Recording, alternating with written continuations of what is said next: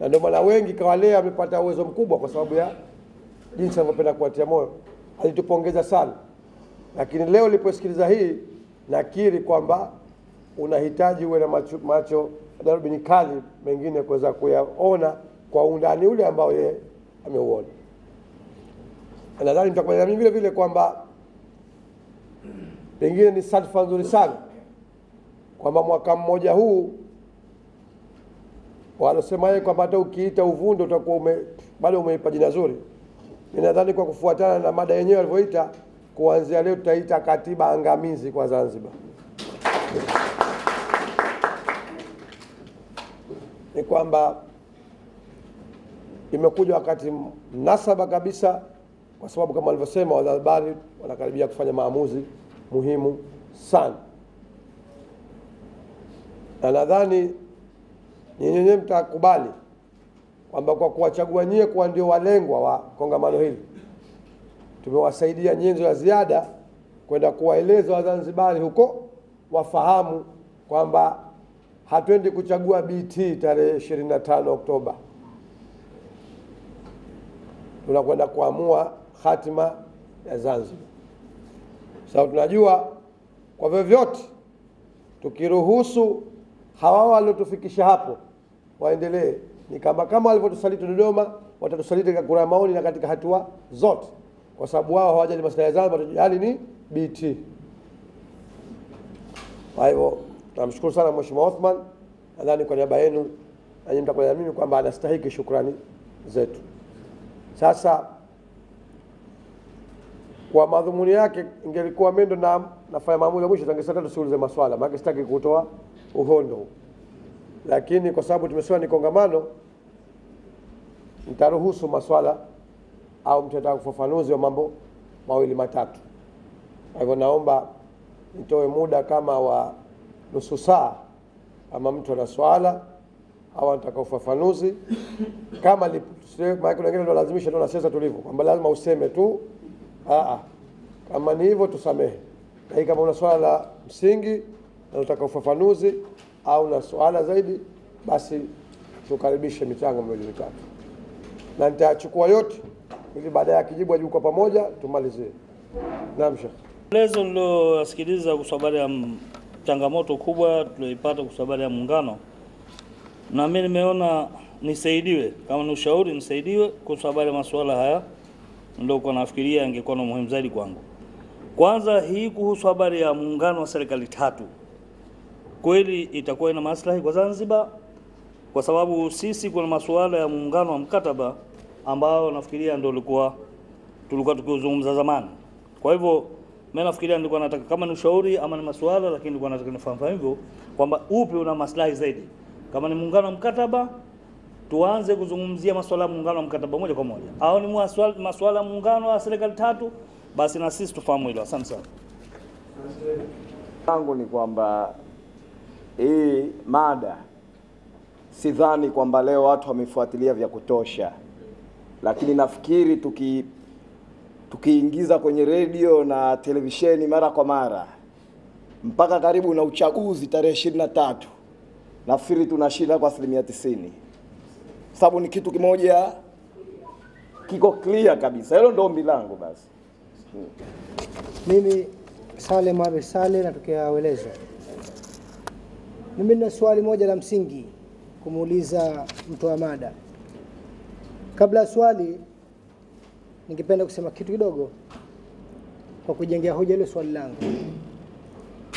Katiba iliyopendekezwa inaonekana wazi kwamba haiko tofauti na katiba 77. Au hii imekandamiza na imeandaliwa kwa ukandamizi miaka 50 mingine ijayo.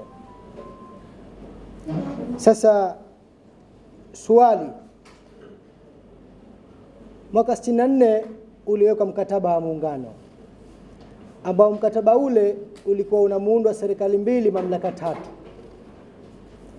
Katiba 77 ilikuwa pia inaelekeza mamlaka mbili, serikali mbili mamlaka tatu. Katiba hii kandamizi kwa Zanzibar fikra zangu pia itakuwa inaelekeza mamlaka tatu au serikali mbili mamlaka tatu. Sasa hapa nafika pahali nataka nithibitishiwe kisheria ule uhalali na nguvu ambayo mkataba ule wa muungano uliitwa kama ni ground norms katika muungano. Je, katiba hii kandamizi kwa Zanzibar imevunja mamlaka yale ya mkataba wa muungano wa 64 au bado ndo pale pale kwa yule mwandishi wa Kiingereza aliyosema kwamba Nyerere amefanya nusu ya kazi ya chatu? Liko wazi swali langu Asante. Mimi naitwa Amor Haji Manzi, jimbo la Tunguu. Swali langu, Dr. Sheni alipokwenda Uswisi Geneva, au sio? Alikasirika sana kuambiwa kwamba arudi asikubali kwenda kutia China. Asikubali, au sio? Na akakasirika sana Dr. Sheni. Lakini kwa hili Dr. Sheni alilikubalia kulitia saini. Je, si ndo dalali mkuu huyu?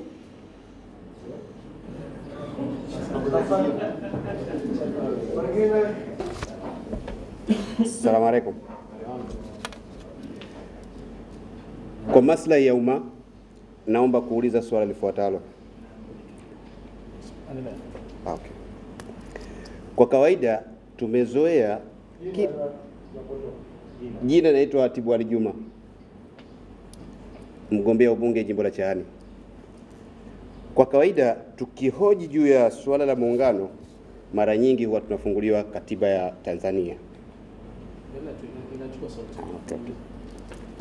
Sasa naomba mheshimiwa, hebu tuchambulie kidogo juu ya element za muungano, kwa sababu mpaka sasa tunashindwa kujua kwamba huu muungano upo ama haupo. Kwa hivyo tunaomba hebu kidogo tuchambulie element za muungano. Asanteni. Element za muungano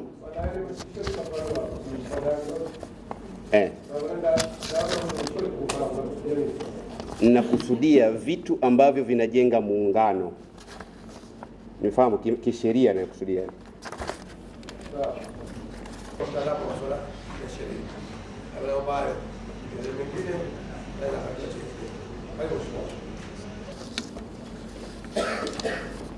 Mheshimiwa Mwenyekiti,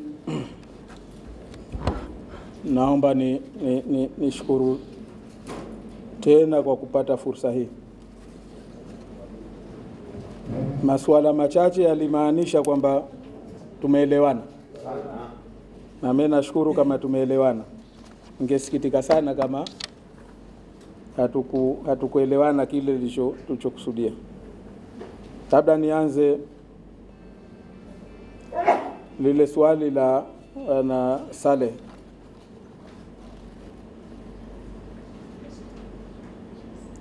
Kwa muungano wa serikali tatu wenye maslahi, ni muungano wa serikali tatu au muungano wa mkataba kwa Zanzibar?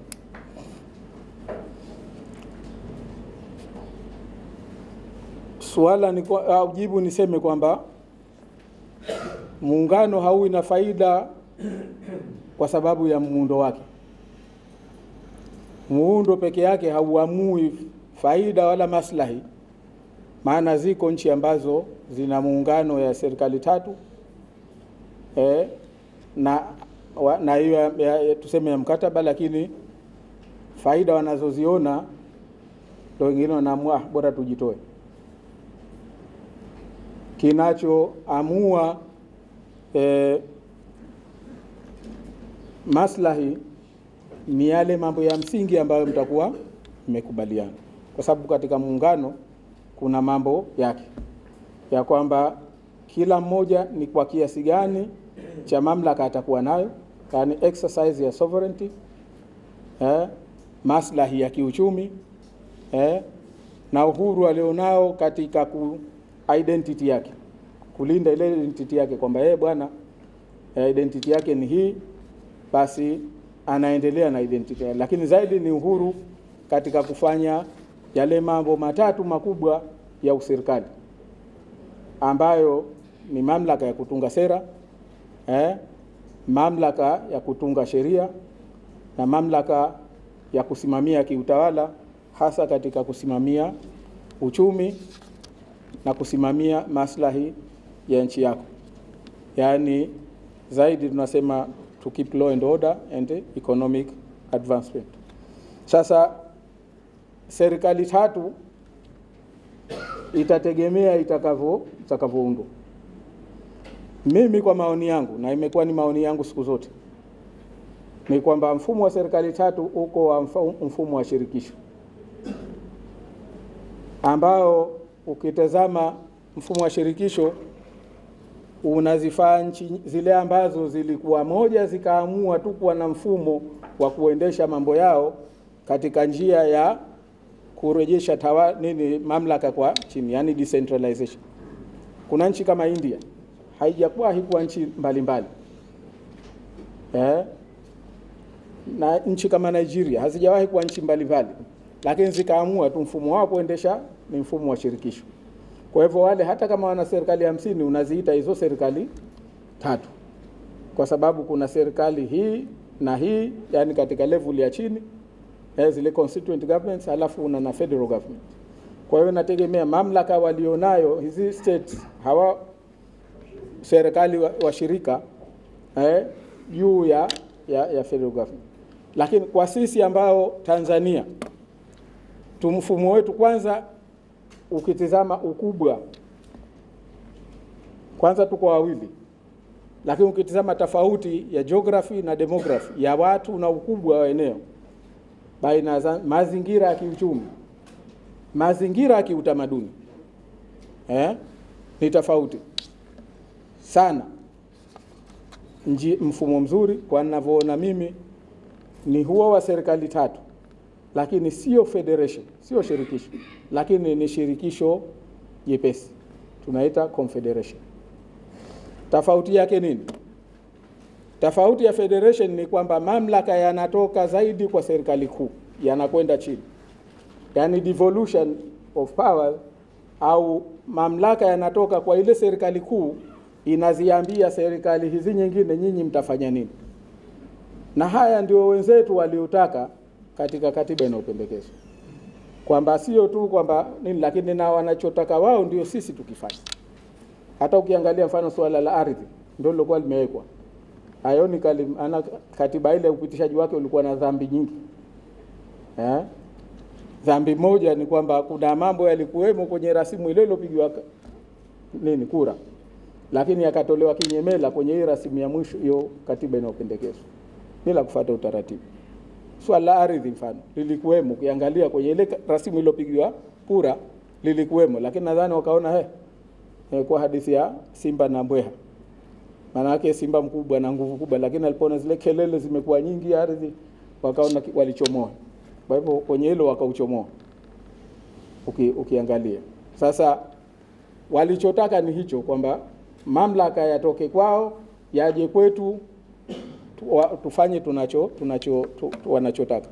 Lakini confederation ni kwamba mnaamua nyinyi ambao, kwa sababu yale mamlaka ni yenu, kwamba hili ndio lende likafanywe kwa pamoja.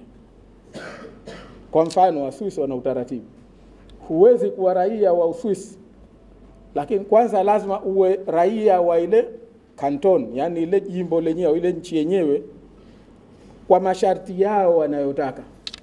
Maana kila nchi inaweza ikaweka masharti yake ya uraia, ili mradi tu hayavunji masharti makuu ya nchi. Lakini ukasema huyu tunamruhusu awe raia, huyu asiwe raia, masharti sio huko tunapunguza, na tunayapunguza kwa watu wa aina gani? Kwa mazingira yetu Zanzibar, wengine wanaona labda wenye haki ni watu fulani, lakini ukitazama Zanzibar imejengwa na dunia nzima kusema kweli, na hao wote wana haki hapa. Wengine wameondoka pengine kwa sababu, kwa hivyo unaweza ukaweka masharti yako rahisi ya mtu kuwa raia, na akishakuwa raia wa Zanzibar then ndo atakuwa na haki ya kuwa raia wa Jamhuri ya Muungano. Kwa hivyo yale mamlaka ya kuamua kwamba hili tunalifanya pamoja kwa yanatoka katika wale washirika, sio yule mlomuunda watumikie yeye ndo anaamua mfanye kitu gani. Tumeelewana?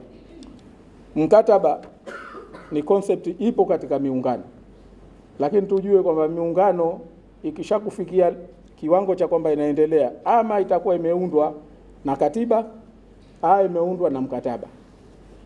Sasa dhana mara nyingi hizi ni mbili, ingawa zinahusiana. Kwa maoni yangu mimi, ni shida kutoka kwenye mkataba muungano wa kikatiba ukaingia wa kimkataba moja kwa moja kama yule mshirika au washirika nyote hampo. Mshanielewa? Kwamba sisi sasa hivi tuna muungano wa serikali mbili. Kusema tunatoka moja kwa moja tunaingia muungano wa mkataba ni shida, kwa sababu huyo mshirika ambaye tutaingia naye mkataba lazima kwanza awepo. Sasa hivi hayupo. Yupo tunamjua, lakini ndio ruhani. Kwa hiyo kwanza mpaka aje tumuone kwa macho, awepo pale, tukae tuzungumze naye.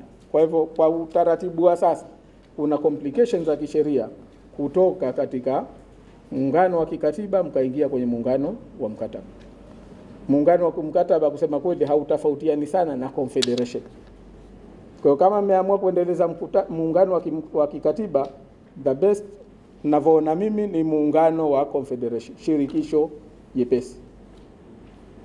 Kwa sababu na hilo shirikisho jepesi ni rahisi kwenda mkaingia kwenye muungano wa mkataba. Swala la Bwana Saleh kwamba je, katiba ya sasa na pengine na imevunja yale mapatano ya muungano? Kwa ufupi niseme kwamba mapatano ya muungano yalivunjwa tokea kuundwa kwa hizo katiba zenyewe, kwa sababu hayo mapatano yenyewe ya muungano, mimi ninasema navyo kwa utafiti nilioufanya, kwanza hapa Zanzibar sio kwamba eti haukuwa ratified au haukuidhinishwa kwa bahati mbaya. Ukisoma Hansard ile ya kile bunge, kikao cha bunge kilichopitisha hiyo sheria mapatano ya kuidhinisha mapatano ya muungano ya bunge la Tanganyika, ukisoma ripoti ya CIA ambayo ilikuwa siri, sasa wame declassify mwaka 2007, ukisoma na vitabu vingine vya kina Mheshimiwa Jumbe Mwana Shivji, utakuta kwamba haikuwa kwamba ule haikuwa ratified hapa kwa bahati mbaya. Kulikuwa na walakini ambao hawa watu waliendelea nao tu kijitukizima, kwa sababu hata kuahirishwa kufanya katiba ya kudumu mwaka 65 kwa kupitia sheria namba 18 ya mwaka 65 haikuwa bahati mbaya, ni baada ya Zanzibar kuambiwa ije swala hili, ikasema bado sisi. Ndio hayo yanavyo yalivyo. Kwa hivyo na ile mapatano ya muungano yenyewe yalichoweka kwa uwazi kabisa, utakuta la kwanza ni kuwa na bado na exclusive mandate ya Zanzibar, lakini pili kuwa na uwakilishi, kwa sababu hata maneno yaliyotumika katika mapatano ya muungano kwamba kutakuwa na wabunge wanaoiwakilisha Zanzibar katika bunge la muungano. Sasa hivi sijui kama utasema wanaoiwakilisha Zanzibar au wamo katika, lakini na hata mawaziri kutoka Zanzibar wanaiwakilisha. Lakini jingine kubwa la msingi ni yale mambo ya muungano. Hamna kitu cha kuonesha mle kwamba utaratibu wa mambo ya muungano ungeweza kuongezwa ama unilaterally au kwa kupitia bunge au kuweka unavyotaka. Kwa hiyo ukiangalia ni kwamba na jingine kubwa ni kwamba ile kuitambua Zanzibar kama ni mshirika katika muungano. Hilo liko wazi katika mapatano ya muungano. Inasema kwamba rais wa Zanzibar atakuwa ndio mshauri na msimamizi mkuu wa mambo ya muungano katika Zanzibar. Katiba iliyopo sasa imeliondoa hilo, hasa kwa kupitia marekebisho ya 11. Hii katiba inayopendekezwa ndio kabisa. Maana yake yeye yumo anaambiwa makamu wa pili. Lakini makamu wa pili yule hata katika maslahi yake unakuta kwamba ni kama vile hayakuelezwa, ni kama kwamba yeye kapewa tu kile kilemba, lakini anaendelea.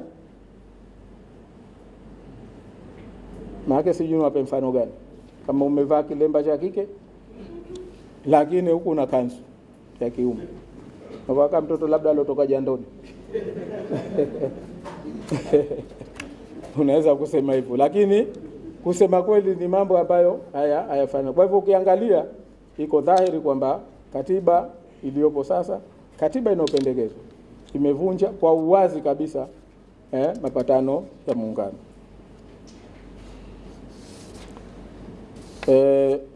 Bwana Haji kasema mwenyekiti hapa yatajibu lile swali. Sina hakika kama hapa au lakini bwana khatibu mambo ya ufafanuzi wa vitu vinavyojenga muungano.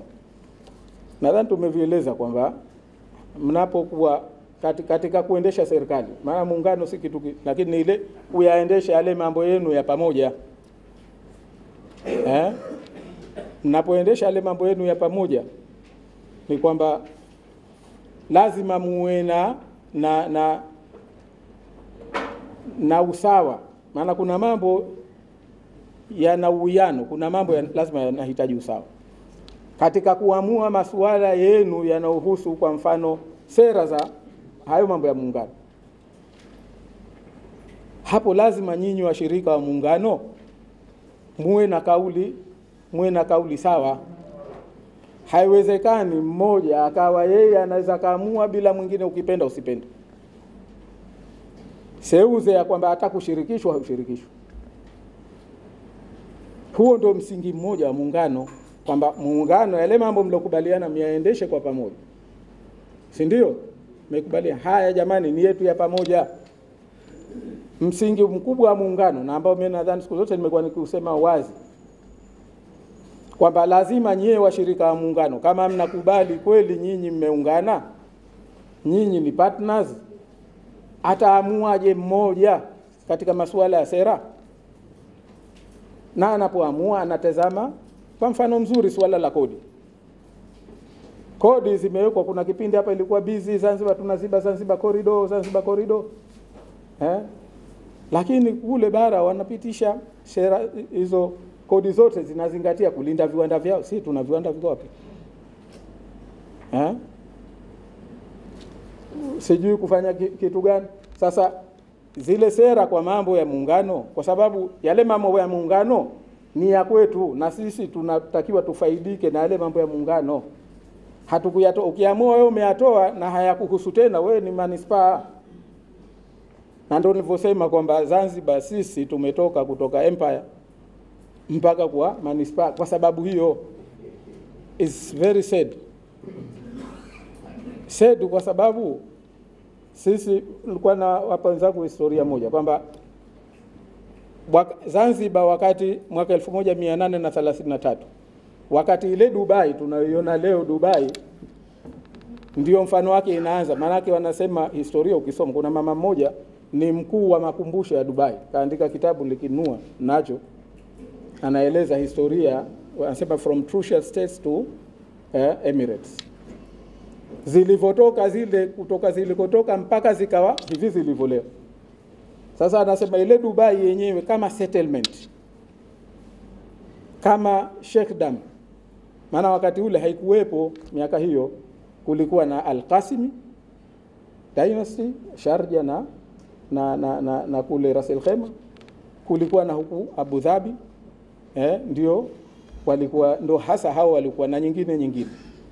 Lakini kama Dubai kama state hasa ilianza mwaka 1833 wakati watu 800 wa mwanzo walipoondoka kutoka Abu Dhabi wakaja zao wakasettle pale, wakiongozwa na watu wawili, Said bin Ubaid pamoja na Maktum bin Buti.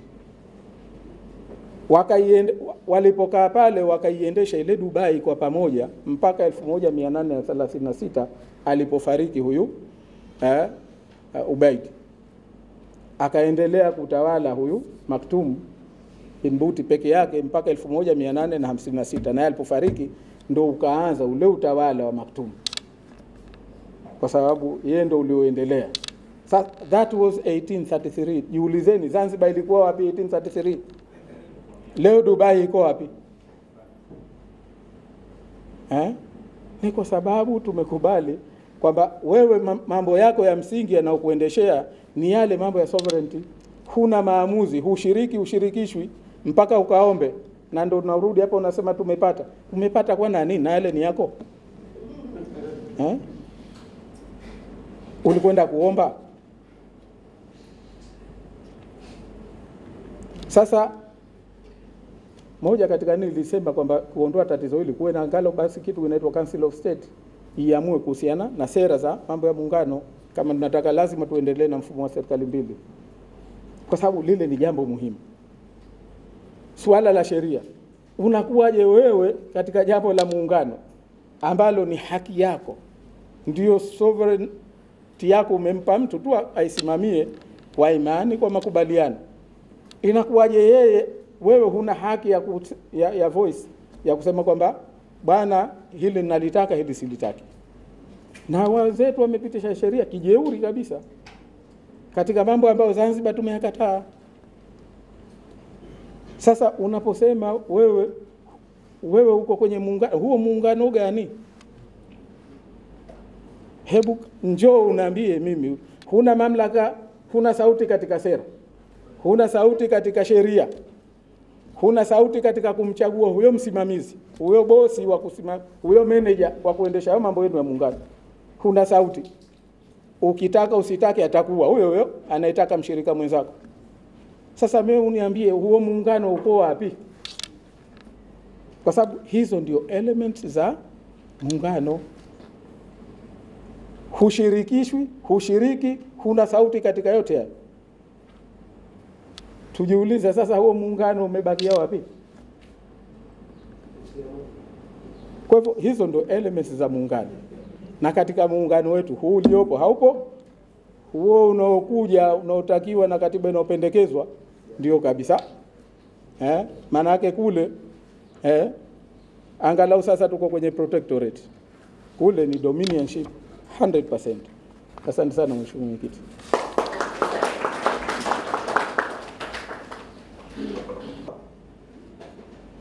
Nadhani tumefika pahala pazuri,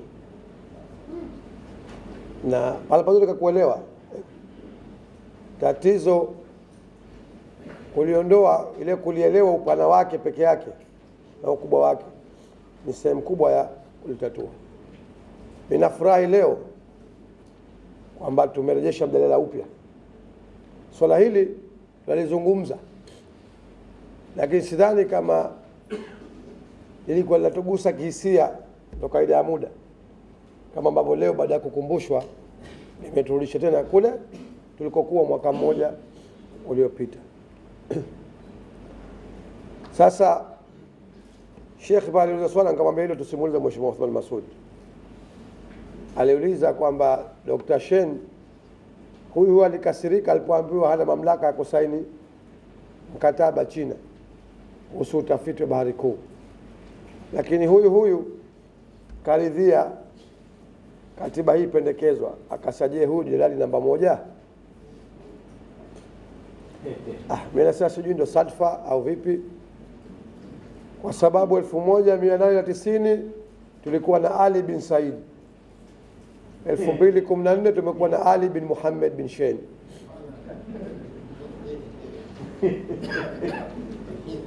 Na bahati mbaya sana wana majina matukufu lakini wanayadhalilisha majina haya matukufu. Sasa bahati mbaya zaidi naona mimi pengine la Ali bin Said, mazingira ya dunia wakati ule hakuwa na hiari sana, sababu kama alivyozungumza Mheshimiwa Said Masud, wao wanapangiwa huko, lakini huko Mjerumani na Uingereza naye wanazungumza na kukubaliana yao kuhusu ardhi zetu. Lakini leo 2014 ungetegemea kwamba kama ungetumia vyema umoja wa wananchi wako ambao waliungana katika hili, haukuwa na sababu Ali bin Muhammad bin Shein kwa nafasi ya Ali bin Said. Na nyote mashahidi, na katika hili Mheshimiwa Said Masud mwenyewe ni shahidi mzuri zaidi, na tulikuwa tukiona raha sote, mimi na yeye pamoja, Baraza la Wawakilishi 2011 2012 tulipokuwa sote tukizungumza kwa sauti moja.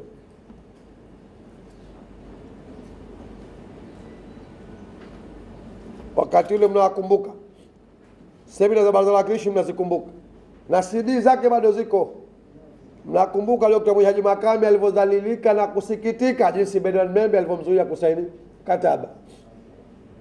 Mnakumbuka Mwalimu Harun alivyosikitika alipokwenda Ufaransa kwa mkutano wa UNESCO akapokewa na teksi ubalozi wa kumhudumia. Mnakumbuka Mheshimiwa Omar Yusuf Mzee alivyochambua athari za kiuchumi, kifedha kwa Zanzibar. Mnakumbuka kina Hamza na Mshiba, sasa tupelekeni sisi, ndio wale wataja, hakuwataja, mimi nawataja sababu si mwanasiasa. Namkumbuka Bi Shabakari anasema nilikuwa niseme lakini mwanangu Jusa kanifilisi. Yote aliyosema nakubaliana nayo.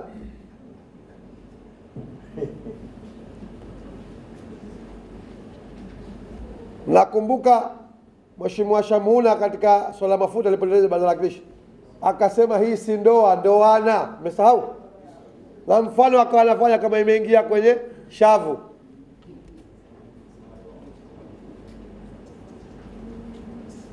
Hizi ndo lugha tulizokuwa tukizungumza kwa pamoja.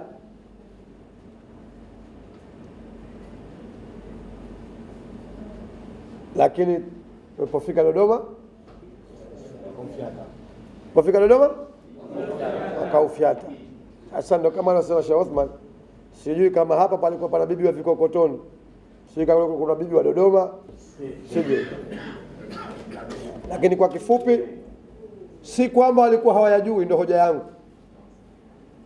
Maana unaweza ukasamehewa ukiwa ulikuwa hujui, lakini hawa wakiyajua kwa sababu tukiyasema pamoja. Lakini walipofika Dodoma wakaona BT bora tumbo, matokeo yake tumefika hapa. Lakini mimi sikutaka kumuuliza, nilitaka niuliza kinga